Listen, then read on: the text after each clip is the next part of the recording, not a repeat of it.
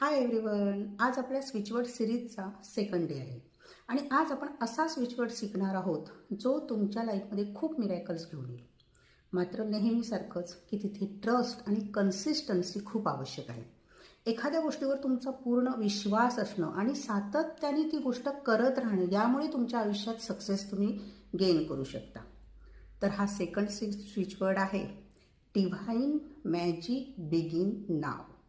Divine magic begin now.